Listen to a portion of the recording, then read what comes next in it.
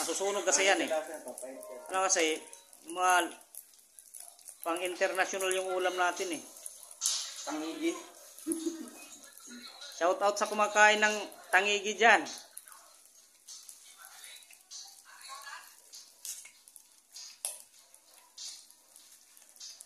Ay. Miyerkules ngayon, krisis ang Pilipinas. Kailan tuloy yung Miyerkules, no?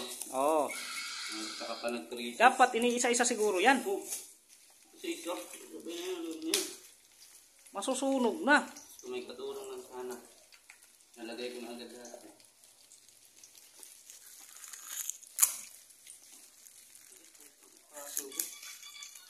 Tama na yan. Nasunog lang ilalim.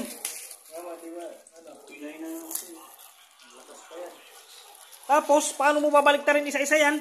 Alu-aluin na lang yan. Patay tayo. Oo nga, nilagay-nilublob mo yung ano.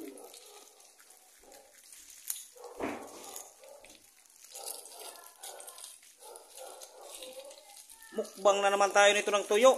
Ay, tangigi.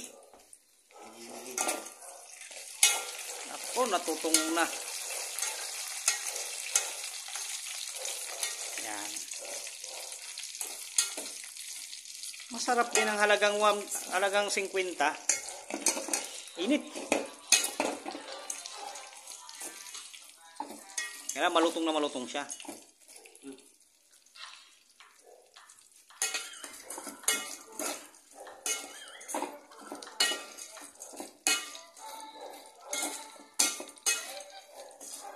Dapat kasi iniisa-isa lang to eh. Ay, hindi ito lulutong pag ganito karami. Ay, na may apoy ba? Mark? Mukhang wala eh. Ang bagal maluto. Lakasan mo.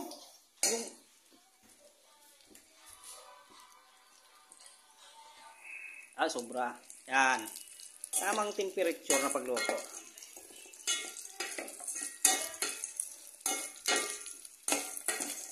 Mukbangers na naman tayo nito.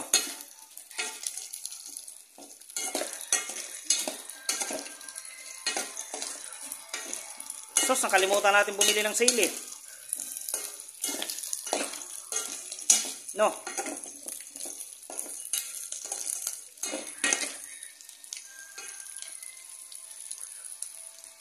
Yaha. Ganito talaga pag sa construction. Halo-halo na lahat. Kasama na alikabok, no?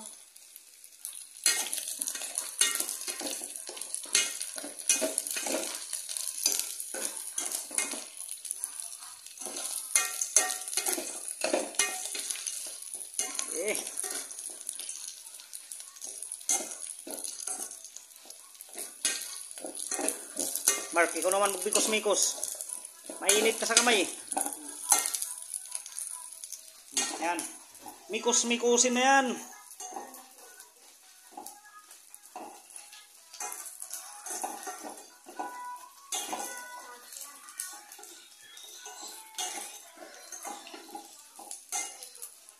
Dami talaga, no?